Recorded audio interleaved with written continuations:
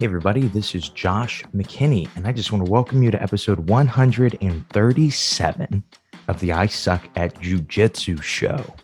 Hope you guys are doing good today. I'm ready to record this week. And honestly, the last few weeks, I have not been ready to record. I actually was having a conversation. I was training at my friend's school Revive, and I was having a conversation with one of my buddies, Adam, and he said, hey, he listens to the show. He goes, hey, are you recovered from the 7 days to suck less yet? And this was last week. And I go, that's a good question. I think about it. I did this telethon the week before the 7 days to suck less, before the book had been edited, before we had even filmed How to Learn Jiu-Jitsu, our newest instructional, which I'll tell you guys about later. But I said, before that, the week before, I did this telethon. I was the MC of this telethon. And, it was like 3 hours long, and it being like 3.5 hours long. It was all on Facebook Live. We were able to raise a bunch of money for my mom's nonprofit. But throughout the night, I did like 11 different interviews live. And then I was every transition screen. So it was just a lot of stuff. And I go, I'm not recovered from that yet. And then I did the 7 days to suck less after that. But now I actually do feel recovered. I feel like I can train hard and podcast hard again. So I'm excited about getting into this episode. And, the theme of this episode is it's not really how to get your blue belt. It is just this one skill that I think that blue belts should have. And a lot of times I meet blue belts from other places and they don't have this skill. They actually, sometimes I'll meet purple, brown, black belts from other places and they still don't have this skill. And we'll talk about this skill. We'll talk about the one skill that you need and kind of also some of the other things that people put on you as a blue belt that they say, oh, well, you have to be able to do this or you have to be able to do that. And maybe we'll debunk a few of those myths as we get into this episode. So without further ado, let's jump into the episode. Hey guys, this is Josh. Real quick, before we get into this episode, I just wanted to remind you guys how much I would appreciate if you gave me a 5-star review. And I didn't realize the importance of these until we did the 7 days to suck less. When I did the 7 days to suck less, one of the commercials was about 5-star reviews. And with just like 70 extra reviews, it doubled the listenership of our podcast and in 7 days. And this is just such big news. It's such a big thing, but it's really shown me how important it is that I get these 5-star reviews. So I won't waste any more of your time. Please, if you enjoy the show, if you love the content I'm putting out, the way to get me to put out more of it is to make the show bigger. And the best way to do that is to give me a 5-star review. Let's get into the episode.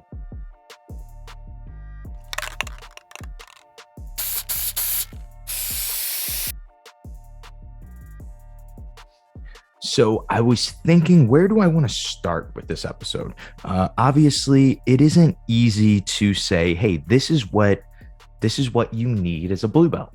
That is kind of, something we push against on the podcast a lot is these big matter-of-fact things in jiu-jitsu. But I really do think that I'm right on this one. I think that this is the most important thing for blue belts. But first, I thought it would be a good way to start this. There is a BJJworld.com article, and don't let the cover being Demi Lovato wearing her blue belt deter you guys. It's not a bad article at all. And I don't want to make it seem like I'm bashing the person that wrote this article. There was a part of it when I Googled how to get a blue belt in jiu-jitsu that Google found and said that this is what I needed to know. And so when you Google how to get a blue belt in jiu-jitsu, most likely this is what you were told too. And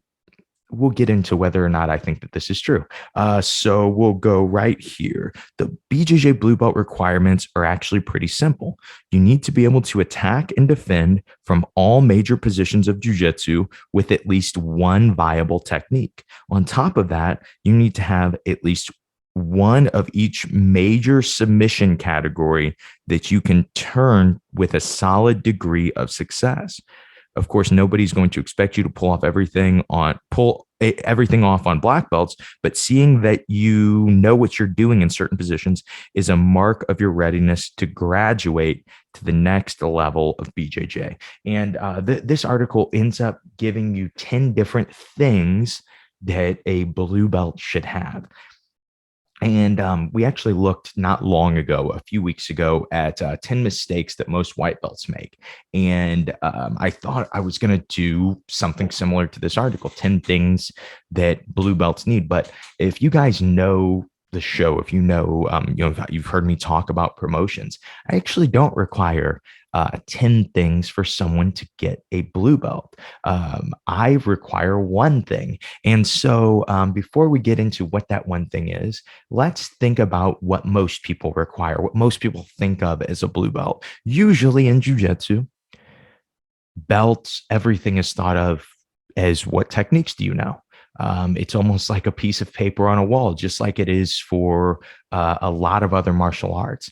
And in jiu-jitsu, we're kind of supposed to be not being like every other martial art, right?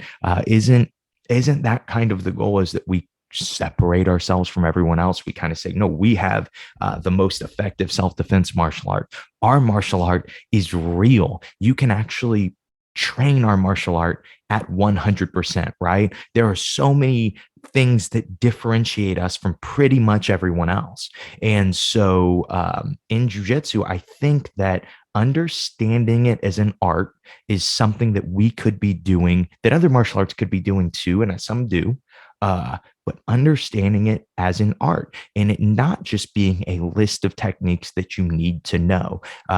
This idea that you have to know a technique of offense and defense from every one of the major positions to get your blue belt.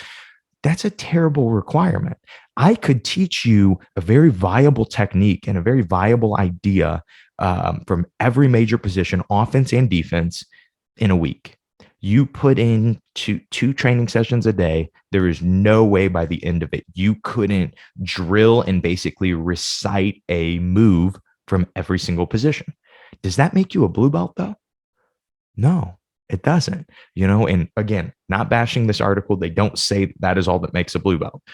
But that is the idea for most people. Well, you need to know at least three things from every position. I've heard people use that before, because then you have a game and then you can build off that game at the other belts.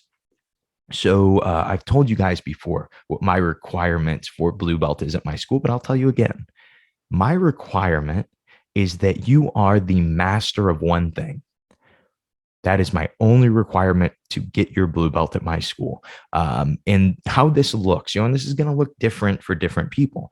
But how this looks is I expect you to have one move, position, concept, idea that you can do not only to blue belts, but maybe even to purple belts, in that one spot. But you should be able to do it to good people in that one spot. And of course, your promotions are not just based on how you train at the gym, right? How you do with certain people. But when you are consistently pulling off this new sweep that you've been working on, or you are consistently pulling off this Kimura that you've been working on, or this ankle lock or whatever, what happens is what that shows me is you know how to learn jiu-jitsu. Trying to learn jiu-jitsu as a whole, we talk about this all the time on the show. It doesn't work very well. It is way harder to learn jiu-jitsu as a whole than it is to learn one thing. And it's way more effective to learn one thing, because you may know a little bit from everywhere. But if I only know Kimura from my knee shield, I'm going to make sure you end up in my knee shield. If I'm great at Kimura from my knee shield, I'm going to make sure you end up there. And guess what? If we think about the end goal method, once I clasp onto that Kimura, I am now a high level blue belt at this technique. And your general low level blue belt everywhere. That was your goal, was to be well rounded, right? To kind of suck everywhere, right? My goal was to say, okay, well, I'm going to suck everywhere, but in one place, I am going to be able to submit you. In one place, I'm going to be able to threaten you with some type of offense. So for me, that is my requirement. And let me explain why this is my requirement. When you learn something and you start to get really good at it, you learn not only that technique, not only that idea, but you learn how to learn. To me, a blue belt means that you are a blue belt in learning jujitsu.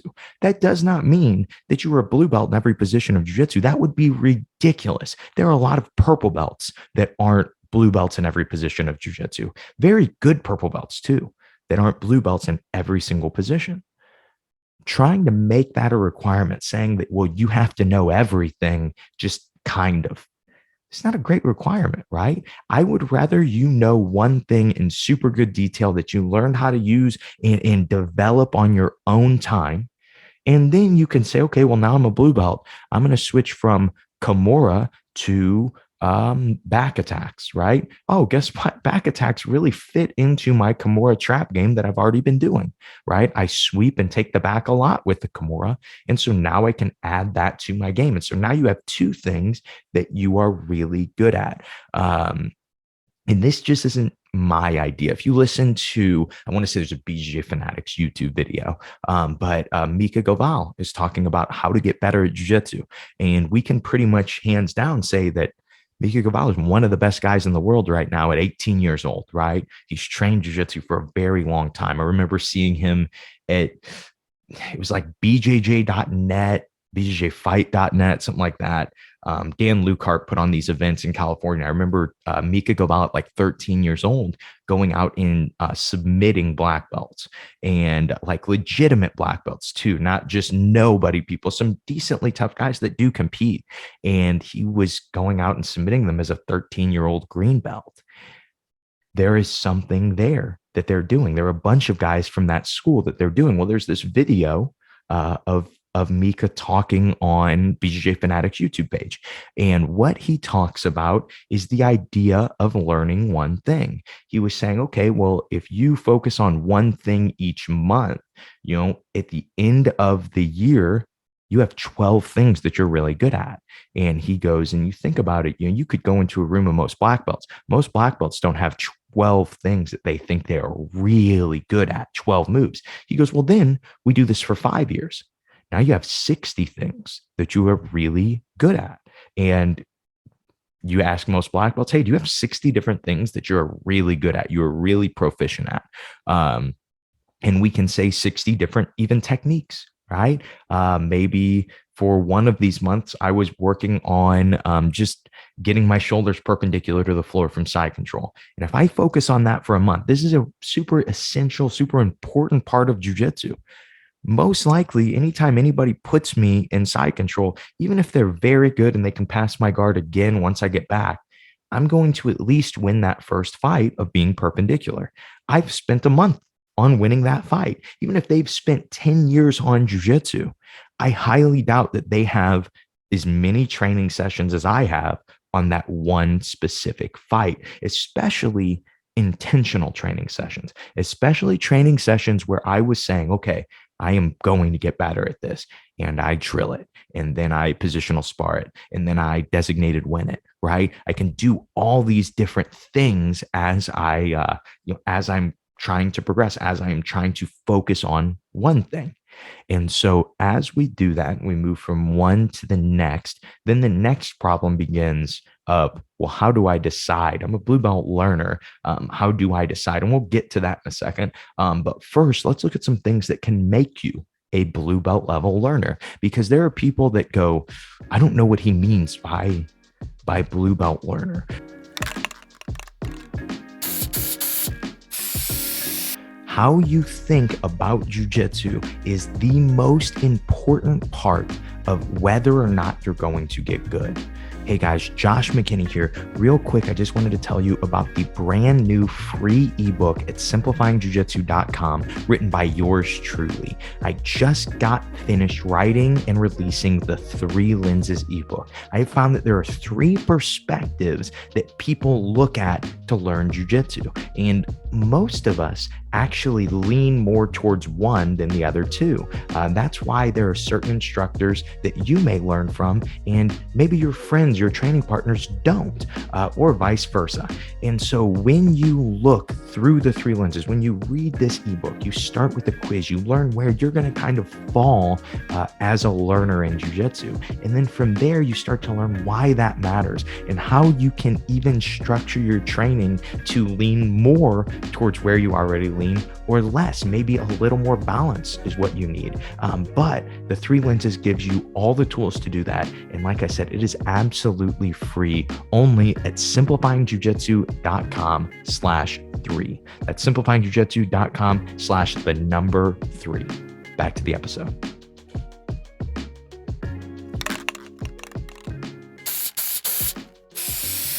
So for me, I assume that I could leave two of my blue belts on the mat with no supervision, and they could look at a position they both are terrible at. They both are white belt levels at. And I would expect, if I gave them 4 to 6 weeks time, that of working on whatever position that they decided, that they would become blue belt, high level blue belts at that position. They can train on their own. They can get better on their own. That is what makes you a blue belt level learner, is the ability to learn at a blue belt level. And most people, so many people I get around in jiu-jitsu cannot do that. They can only learn with a coach holding their hand. They can only learn with a coach saying, no, put your hand here, put your leg here. This is the technique that you should be working. I want my blue belts to be able to be on Instagram or YouTube or Flow Grappling or wherever they find inspiration on the courses that they buy at simplifyingjujitsu.com. Wherever they find inspiration, I think that they should be able to take that inspiration and know how to apply it to their training, know how they get better, and know how to apply it to their training. Know that maybe there's somebody who just needs to really focus and drill the move, like with no resistance. They need to drill the move a bunch of times, right? Or drill the position a bunch of times. Maybe it's some of my students that like only to positional spar, and they say, okay, well, let's just positional spar this position. Maybe it's my students that like to only do designated winner, and so they just do designated winner for the position. Regardless, I expect them to be able to go learn on their own. I expect my blue belts to be able to say, okay, well, I'm a blue belt at this. I know how to be a blue belt at anything else. I may not know how to get to purple belt at something, but I for sure know how to get to blue belt at anything else. And this is something that we don't think about, I think, as coaches. And this is something my dad has always pushed. And the later in life I get, the more I see that he really is right about this. But there are two types of blue belts that you give. Sometimes you give a blue belt because the person is absolutely deserving, right? Sometimes you go, this person, there's no doubt on anybody's mind when I put this belt around their waist that they had already become a blue belt before I ever gave them a blue belt, right? Now, there are other people that really struggle to make that transition from white belt level learner to blue belt level learner. What do you do about those people? And I'll talk about some specific things that we do, but sometimes these people are really consistent at the gym. Sometimes they've really put in their time, and maybe they are not a blue belt when I give them their blue belt. But something funny generally happens to those people, the people that are consistent, that really are, they're a good part of the team, but they haven't tightened up what they need to tighten up to be a blue belt learner. But you promote them to blue belt anyway. And, but what about competition? What if they go out and just get killed in competition? What if they go out and get killed in whatever, right? And they're getting killed at the gym and they feel like they can't represent their belt well. Well, they're going to come to a choice. Either I grow into this belt or I quit. And most of the time, the people that I promote in this idea, right? And like I said, this has always been my dad's thing. It's like, I think he'll grow into it. I think he will grow into it. Or I think she'll grow into it. And way more often than not, You give people their blue belt and they were super consistent. They've been training for 2 years. They've trained the amount of time. They've been on the mats. And a lot of times it just gives them this focus. It gives them this, oh, well, I have to be a blue belt. I have to be a blue belt. I have to get to blue belt. And they start to have that, yeah, really, it's a white belt mentality of I've got to learn, I've got to learn, I've got to learn. But they keep that white belt mentality and they even apply it more to blue belt and they fill out their blue belt. I think that this is just a really important time to remember. Not all blue belts are going to be the same. Just because you are a blue belt level learner doesn't mean that you're going to be able to beat all the blue belts at your gym. Some people are just going to be better at jujitsu. Some people are more athletic. Some people are they're just more inclined to do jujitsu. Some people are almost born with it, right? And when we go from white belt to blue belt, we have this transition and it puts a lot of pressure on us. It's like now I have to represent this belt. And I think that that isn't a bad thing to think about. I don't think that, when I go to a school and one of my purple belts comes with me, like, hey, I tell them, like, hey, dude, you have to carry the flag of the school. I mean, I've done it for years. I did it for my coach for years. Anymore, I'm expected to beat up people. It's not a big deal if I beat anybody up. But you, on the other hand, it's all on you, right? Sometimes that pressure is fun. Sometimes that pressure is exciting for people and it's motivating. But sometimes we put that pressure on ourselves and we're really serious about it. When I say that to one of my students, I'm just having fun with them, right? I care more about them going and having good training than anything. But sometimes we tell that to ourselves when we are a blue belt that's getting submitted by white belts or a purple belt that's getting submitted by white belts or higher up. And we put this pressure on ourselves of, well, I'm not a real blue belt, or I'm not a real purple belt, or I'm not a real brown belt or black belt or whatever, right? And so the big thing that I would say for you is stop focusing on your performance in the gym. So often we think of, I will get my blue belt if I can beat the blue belts at the gym. And some schools are like that. Some schools, if you submit a few blue belts, you kind of are thrust into blue belt. But that's not always how it is. And to me, that isn't what's important, right? When you're a new white belt, when you're a late white belt, when you're looking to get up there, putting pressure on yourself by how you perform in the gym usually is just going to discourage you. Usually it's just going to make you say, once you even get your blue belt, you're going to lose to a white belt, most likely. There's going to be a white belt that can beat you sometimes. You just got your blue belt. And if you use the same logic that you did before, either that new white belt that just submitted you is a blue belt now, or you should be a white belt, right? So when we start to compare ourselves in jujitsu, when we start to say, oh, well, this guy is good and I beat him, I should be his belt, or vice versa. This guy sucks and he beat me. I shouldn't be a blue belt. You're wrong. The truth is how you learn really should be the belt level that is reflected upon you. I look at black belts and very seldom do I ever get to hang out with black belts that are black belt level learners. And what I mean by that is so many people get their black belt and they never progress after that. Whether it's that they were in that mentality that they needed a coach holding their hand. They needed a coach every single day saying, this is what you need to work. This is how you need to work it. They need that, right? Some people do need that. Or sometimes people just, like you get your black belt and they're like, well, I'm done. I don't need to learn more. I will just teach my students as we always put in quotes, the basics of jujitsu, the fundamentals. Why we put those in quotes is no one's ever been able to give a really good answer to what the fundamentals are. Everyone gives different answers, right? And so the fact that everybody gives different answers to the fundamentals kind of makes you feel like that those aren't the fundamentals. Those aren't the actual blocks that everyone needs, because if one really good black belt coach says it this way and the other one says it this way, they sound totally opposite, but both of their schools get better at jujitsu. Who's right?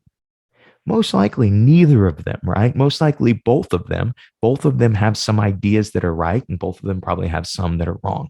That's why I always put the fundamentals of jujitsu in quotes. I just, as of right now, I don't think that there are any.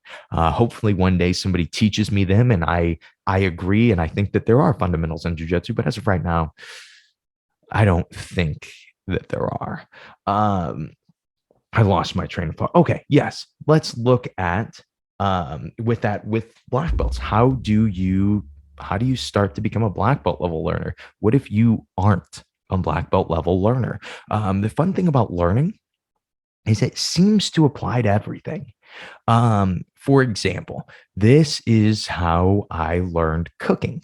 I decided that I was going to learn a recipe. Okay. And this was when I started learning to cook, I was like 17. And I was probably just about to get my purple belt in jujitsu. Hopefully, at the time, I was a purple belt level learner. And all I did, and really without even thinking of it, is I started to apply the same things that I do in jujitsu to learning cooking. I started with one thing. I said, I'm going to learn how to make fettuccine Alfredo. And for me, what that was at first was boiling noodles, like boxed noodles, and then throwing some chicken breast on a pan until they were cooked and then incredibly dry. And then adding canned Alfredo sauce. And for a few months, that was all I knew how to cook. And well, these ideas, they really apply to spaghetti too. Spaghetti's not much different. And so I started doing spaghetti too. Well, you know what?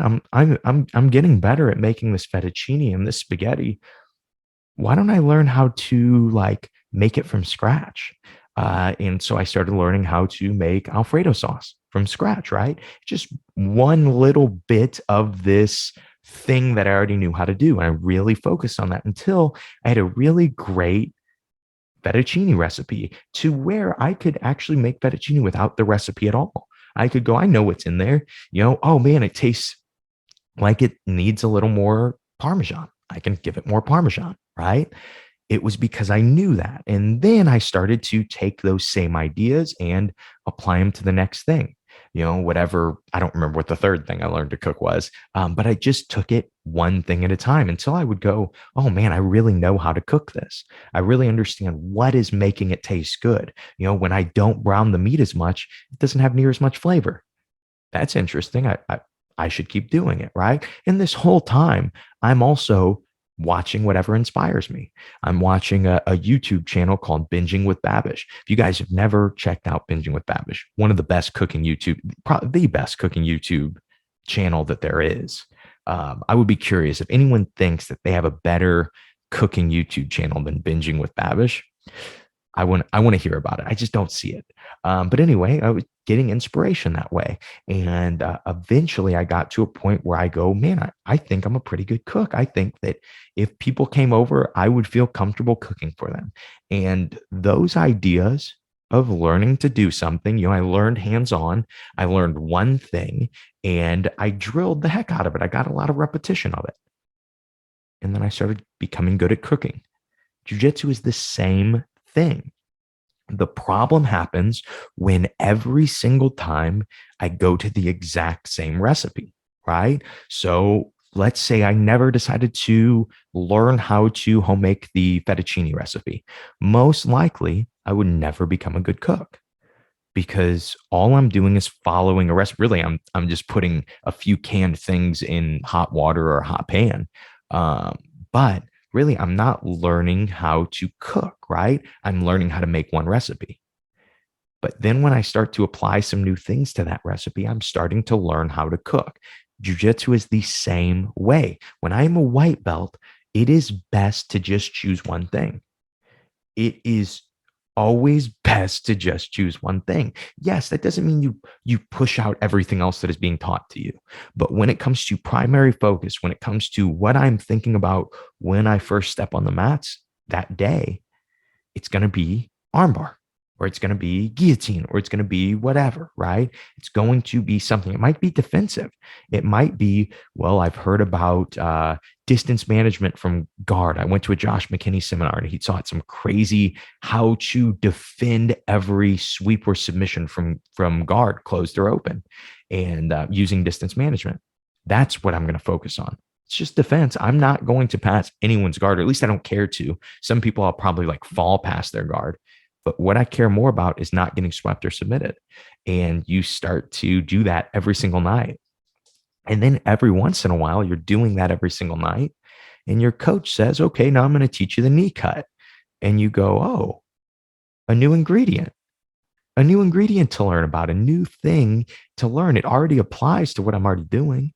It's only going to make what I'm already doing better, right? Because now I have more offense to the defense that I already have. But when I'm focused on that same exact idea of distance management from top, the idea of prevent from top, and then I decide my coach is showing closed guard collar chokes, and I go, well, I'm going to add that to my game too. Man, that's going to be a little tough because those things don't really apply to each other. So now I'm going to need to focus on two completely separate things for, each night. That's still possible. Well, now let's just say that the coach showed ankle lock too. Well, I want to get good at that too. I need to get good at defense, ankle lock, and close guard collar choke. And then, oh my gosh, omoplata too. He's showing the omoplata. Okay, so now I have the omoplata, and then I have I have the close guard collar choke, and then I have the arm bar. And then what was the other thing? Oh yeah, defense. I have defense. Shoot. Side control escapes. I haven't even worked side control escapes yet. I got to add those too, because you can't play close guard without side control escapes. And so now you've created 6 different things, 7, 10, 20 different things that you are, in quotes, focused on. You're not really focused on anything, right? Always use the term priorities, right? Like, oh yeah, I have all my priorities in order. Actually, priority means one thing. It means the most important, the paramount thing. And when we are focused in jiu-jitsu, unless we truly have that one paramount thing, that one idea that we are focused on, generally speaking, we're going to be focused on everything. And generally speaking, unless we have a coach that is going to hold our hand and tell us, oh, no, this is what you need. This is what you need. This is what you need. You're not going to learn to get good. And then you're definitely, with a coach like that, you're not going to learn to get good on your own. I know that this is it's kind of a weird thing for me to push, right? Like, hey, you should be getting good on your own. You shouldn't only be learning from me, right? I think once a week probably wouldn't be a bad idea to listen to the I Suck at Jiu-Jitsu show, of course, right? But even with my students, I've talked about this just a few weeks ago, that our Monday night class is our biggest class now. And I don't show any technique. Zero. I show zero technique. We do designated winner for 30 minutes and then roll for 30 minutes. And some people do designated winner the whole hour. And some people stay 30 minutes after and then do it for another 30 minutes. But they all focus on what they want to be focusing on. They all get good at what they want to be getting good at. And you can only really do this if you have guys that are blue belt level learners, if you have a room full of people that know how to learn on their own. I don't know if we had a room full of white belts, if there were 40 or 50 white belts in the room, if designated winner would help or hurt, right? Giving that much freedom will help or hurt, because if you don't know how to focus on one thing, you're going to just be like, well, yeah, let's do, for the first round, we'll do side control. Next round, we'll do closed guard. And then we'll do De La Hiva guard. And then we'll do single leg X. And then you're just doing too much stuff. And you're trying to master all of it. We talk about the drive home all the time on the show. When you were driving home from practice, when you had one focus, it is just so much easier to say, well, my defense on top went wrong because I didn't manage the distance well. I probably should have been hiding behind his knees more in this position. I probably could have survived that. I probably wouldn't have gotten swept so many times if I would have done that. So tomorrow, I'm going to show up to class. I want to make sure I feel that a little more. Maybe I'll have somebody do it to me at like 20 or 30%, and I'll feel it a little more. and then we'll go into training. And so maybe you're on the drive home the next day and you go, well, it kind of worked, but then there were these two positions where it didn't. Well, now I have something new to work. I have something new to add and to figure out, right? So often when we focus on one idea or one technique, we end up focused on so much more things that matter than when we focus on everything on a shallow level, right? Um, Henry Akins always says something like, don't go wider, go deeper. And I think that this is so true in jujitsu.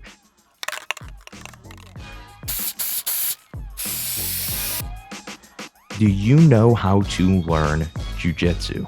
Hey guys, Josh McKinney here, and I just want to tell you about the most exciting thing that we have ever done at simplifyingjujitsu.com. We have a brand new instructional that isn't Josh McKinney, it isn't Steve McKinney, it is both. My dad and I locked ourselves in a room and trained for 3.5 hours. We trained jujitsu the way that we have learned to train jujitsu together over the last 14 years. How to learn on our own. That's what we mastered coming up in jujitsu. And we want to share that with you guys. And so in this 3.5 hour training session that we condense down into about 50 minutes of just intense learning, you will learn how to get better at jujitsu on your own. And then from there, you can also go into the 3+ hours of bonus content that we have on how to learn jujitsu instructional, and be able to get all kinds of inspiration, learn about flow rolling, learn about designated winner, watch entire positional sparring rounds between my dad and I, and learn how we train jujitsu, learn how we think about training jujitsu. There is no way that you buy this course and don't come out with a fresher perspective on learning jujitsu on your own. I promise you that. If you don't, send me an email and I will just give you your money back for this course. So if you guys are interested, all you have to do is go to simplifyingjujitsu.com/learn. Again, all you have to do is go to simplifyingjujitsu.com/learn, and you will be able to find out how to learn jujitsu on your own. No coaches required. Back to the episode.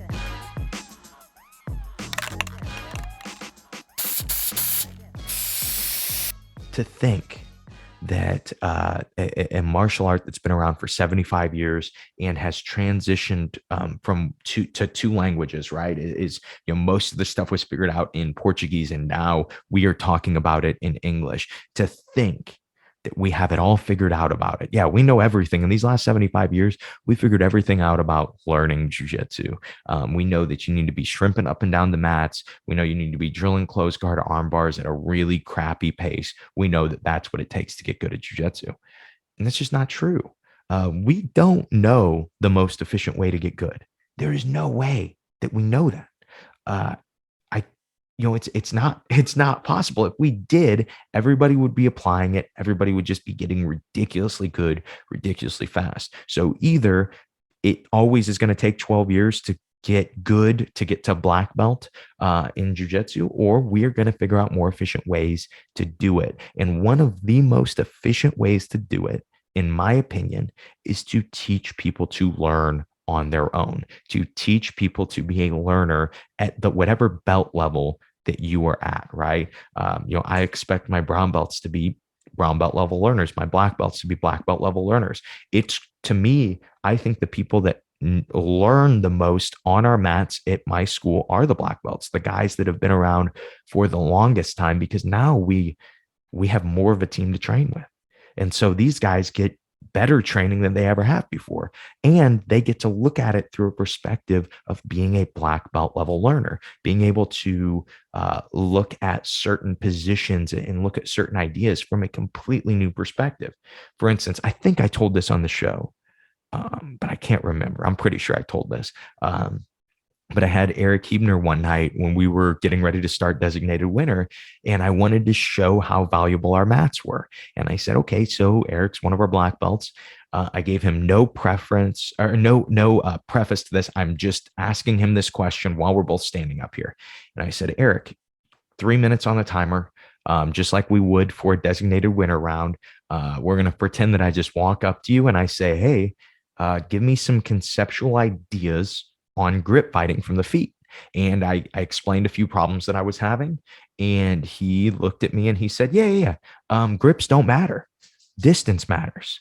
And then for the next 2 minutes, he just blew all of our minds, right? This wasn't something he was taught.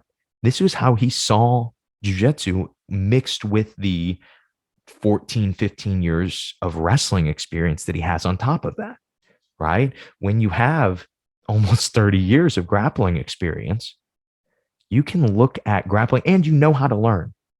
You learned wrestling, you learned jujitsu, you learned by yourself. You didn't, it's not like Eric's 265 pounds. Do you think that I'm showing him my spider guard? Do you think like that's why he's training with me? No, we train together because we know how to learn together. We know how to not just say one of us is coach and one of us isn't. Like, no, we know how to learn. And that concept, that idea that he explained to us blew all of our minds. That just came from him looking at jujitsu from a different perspective. When we look at jujitsu from a different perspective, we get better at jujitsu. We can then say, okay, Chris Payne said it a bunch when he was in teaching at my school. He said, okay, instead of teaching you how I learned this 10 to 12 years ago, he said, I'm just going to teach you how I see it now. Because if you know how I see it now, then you can skip those 10 to 12 years of trial and error. It's the same thing, right? Understanding these concepts from the feet. Eric, I didn't say, hey, Eric, show me grip fighting from the feet. And he said, yeah, this is the double leg that I learned when I was 8 years old, like most people teach, right? Most people teach exactly how they were taught.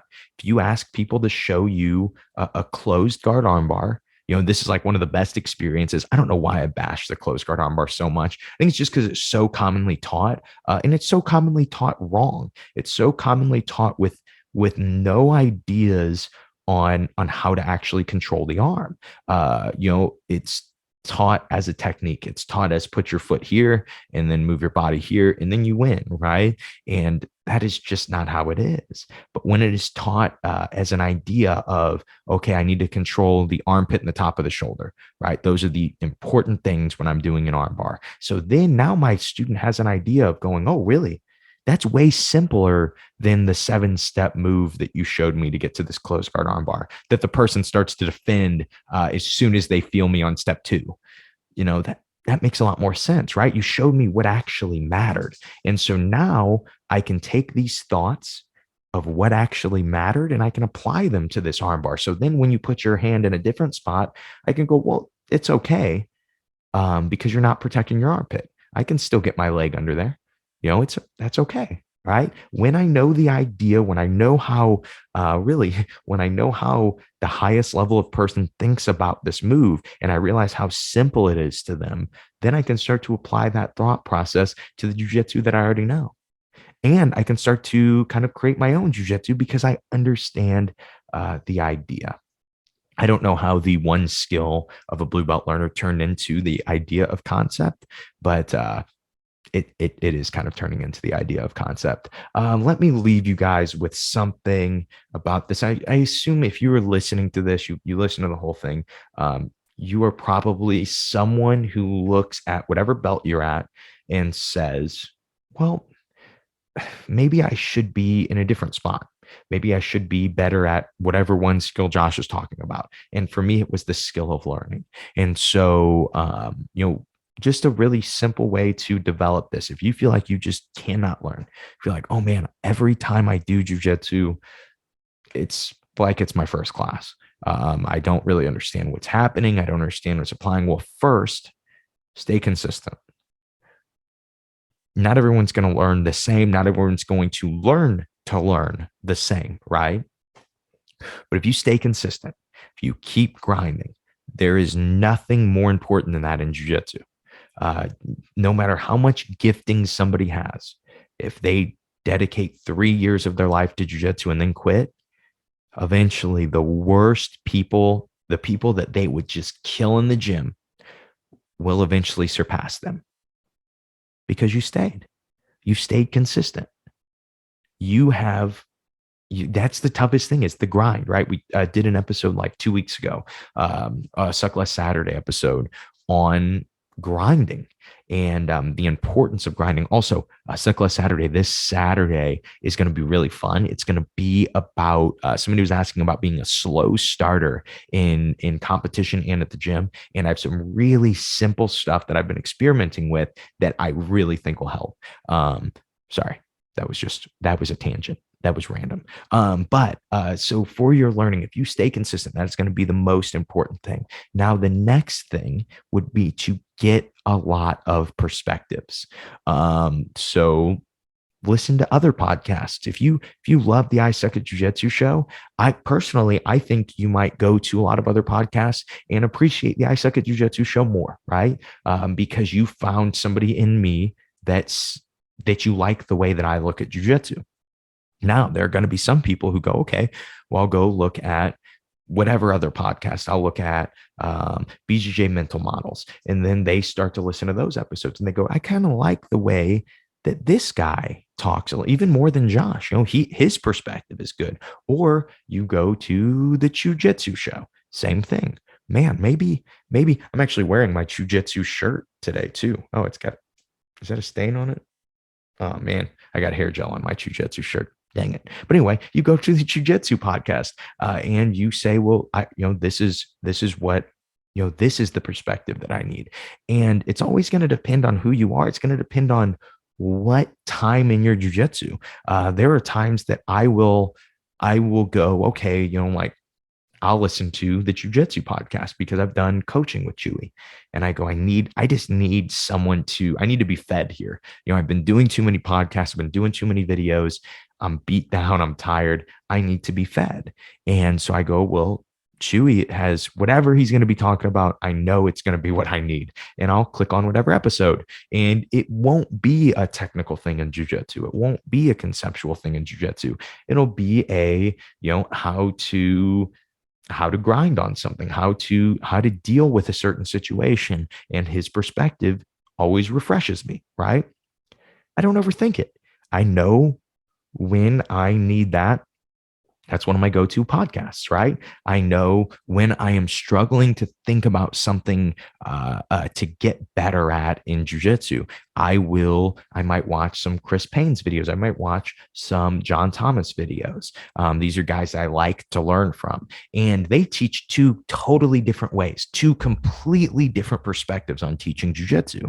But I learned from both guys. So, but I kind of now by feel know which one I'm needing. Sometimes I am just too concept focused and there's not enough technique happening in my jiu-jitsu. It's just too randomness, or it's too much randomness. And maybe I'm getting beat with this very specific thing. So then I go to John Thomas and I start to go, okay, well, what does John say to do with 50-50 guard?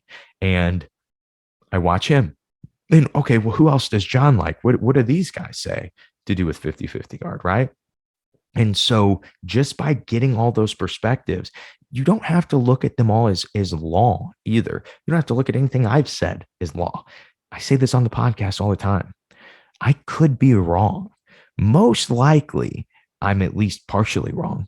Most likely I'm even if I'm right on stuff, it's probably 90% right. 10 years from now, 20 years from now, somebody is going to have a different jiu-jitsu podcast and they may finish the thought and go deeper, right? Understanding that it's okay to learn from all kinds of people. It's okay to be excited about jiu-jitsu and watch a million YouTube videos. But when you're doing that, don't think of them as law, think of them as perspectives. Get whatever perspectives you can. See if you can start to see the picture of jiu-jitsu as a whole while you're focused on one thing, right? Maybe you get 20 perspectives on the Kimura.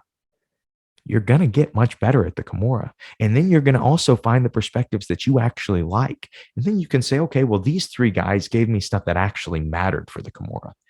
I'm going to look at what they have to say about ankle locks because that's what the next thing I'm going to focus on is.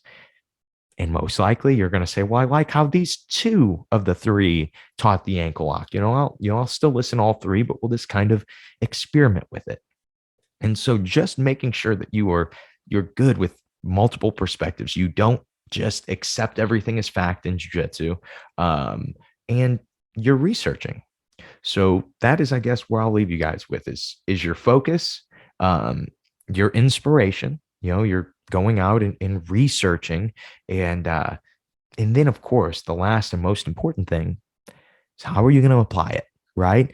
Knowing is not all that there is in jujitsu. I think it's kind of interesting.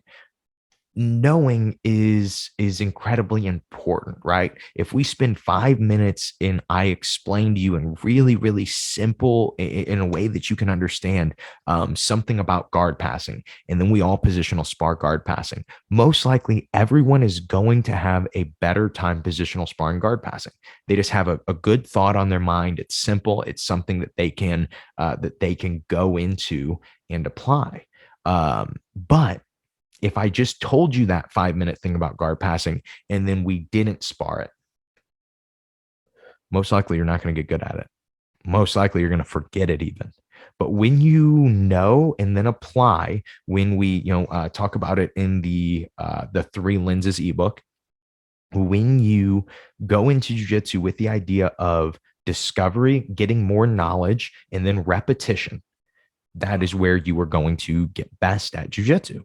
So when I know, I go, okay, well, now I have some knowledge. I've learned the Kimura. Now, how do I apply this using training method? Well, you could use the end goal method. We talk about it on the show. You could use designated winner, positional sparring.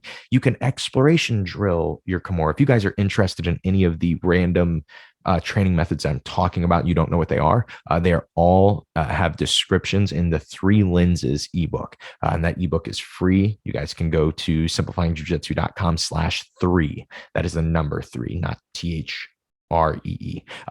But you guys can go there, or the link is in the description. But yeah, like I said, that's free. If you guys need to know any more about training method, you can go there because we didn't really spend much time on training method. And then also I have some different episodes about training method. The most recent, in my opinion, the most important one being episode 120. It's either 128 or 129, but it is called Mastering the Flow, and it is about designated winner. So that is where I'll leave you guys today, is on Mastering the Flow and designated winner, even though we were talking about the one skill blue belts have. Hopefully that was helpful for you guys, especially you guys that are white belts. And hopefully this changed your perspective a little bit, and you can now start to tighten your focus to hopefully get that blue belt really soon. Because don't forget, as much as people say belts don't matter, only black belts say that. Belts matter, man. Do you guys think that I don't love being a black belt? You don't think that I love walking onto the mat at any school and people just, without knowing anything about me, without knowing if my jiu-jitsu is good at all, you just automatically start respecting me? You don't think that's cool? Of course I love that. Of course I worked really hard to become a black belt. I don't think there's anything wrong with that. I don't think there's anything wrong with working hard, to listening to this podcast because you go, I should be a blue belt, but I am not a blue belt and I don't know why. And so maybe this episode was helpful for you. Maybe I pointed out a thing or two that you said, well, I need to focus on that. That's what I need to do to get my blue belt. And yeah, as always, if you guys ever have any questions, send me a message, josh@simplifyingjujitsu.com, and I will hopefully answer it on one of the Suckless Saturday episodes. And again, next week's episode on Suckless Saturday is going to be good. It's going to have this Saturday's episode is just going to be about some 3 tips to not be a slow starter. And yeah, that's all I have for you guys today.